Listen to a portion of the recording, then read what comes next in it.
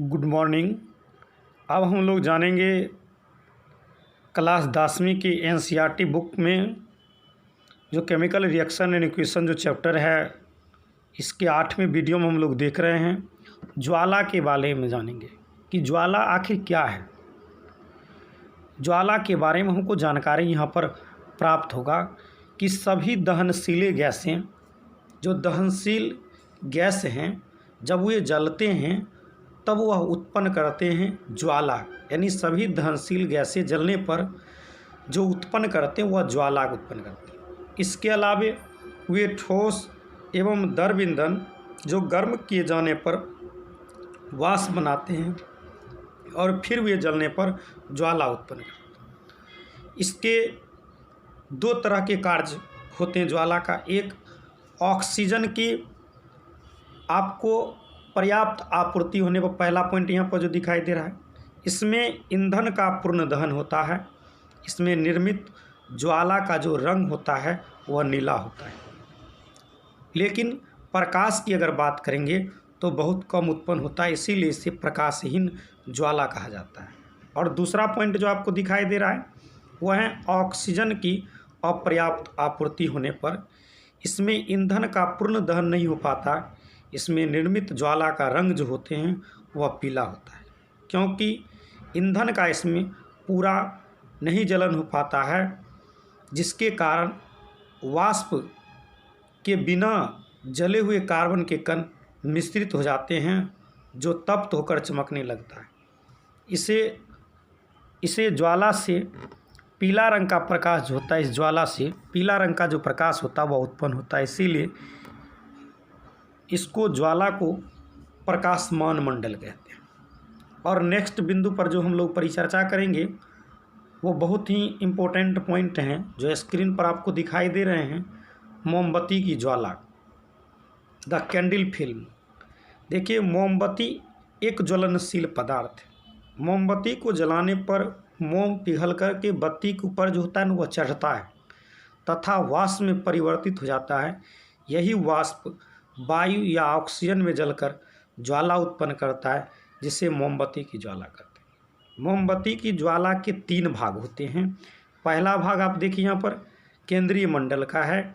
यह नीला कलर का होता है। इसमें बिना जले हुए मोम के वाष्प जो होते हैं वह उपस्थित होते हैं। यह बत्ती को घेरे रहता है। इसमें दहन की क्रिया नहीं होती। क्यों? क्योंकि वाष्प ऑक्सीजन के संपर्क में नहीं आ पाता है। इसीलिए इस भाग को अदहन का क्षेत्र भी कहा जाता है। इस क्षेत्र का ताप सबसे कम रहता है, जैसा कि कैंडल के जो चित्र हैं उसमें आपको दिखाई दे रहा है।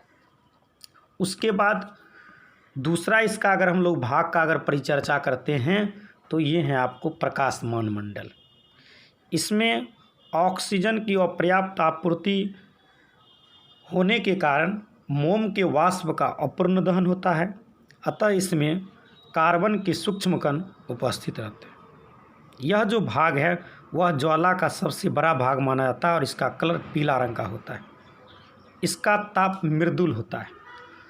और तीसरे भाग पर परिचर्चा अगर हम लोग करते हैं तो यहाँ पर हम लोग तीसरा भाग को अगर हम लोग देखें तो यह प्रकाशहीन मंडल है। इस भाग में मोम के वाष्प का पूर्ण दहन होता है, क्योंकि इसमें ऑक्सीजन की आपूर्ति पर्याप्त होती है। यह ज्वाला का सबसे गर्म भाग है। जैसा कि कैंडल का जो चित्र बना हुआ है, तीनों चित्र इसमें आपको एक एक करके बता दिया गया कि प्रकाशहीन मंडल कौन है, प्रकाशमान मंडल कौन है और केंद्रीय मंडल कौन है। अब इस चैप्टर का जो अंतिम पॉइंट है उसको हम लोग जाने। यहाँ से चैप्टर खत्म हो जाएंगे, फिर प्रश्न उत्तर इसका प्रारंभ होगा।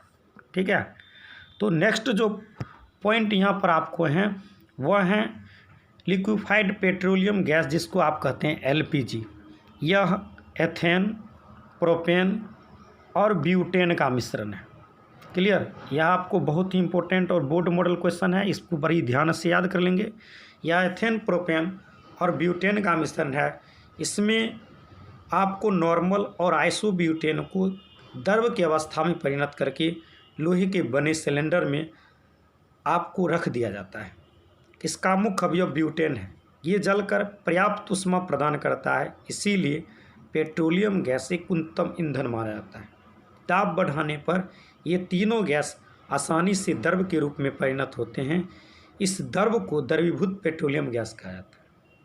इसका उपयोग हम लोग खाना बनाने के रूप में या रोशनी प्राप्त करने के लिए भी करते हैं। मेंटर जो धागा वाला होता है वो उसमें जलाते हैं, और ये जो गैस होता है वह गंध नहीं करता है। इसको गंधयुक्त बनाने के लिए हम क्या करते हैं कि यहाँ पर आपको हम जो घेर रहे हैं उसको देखिए ध्यान से। एथिल मरकैप्टेन है जिसका सूत्र C2H5SH है, उसको मिला देते हैं, जिससे यह जलता है तो आसानी से ऊष्मा उत्पन्न करता है।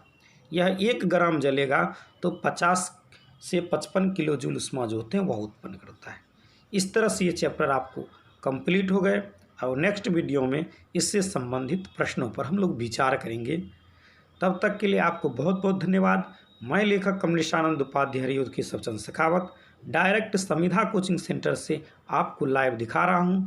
हमारे व्हाट्सएप नंबर 70700975 से पर संपर्क करें और निःशुल्क शिक्षा प्राप्त करें।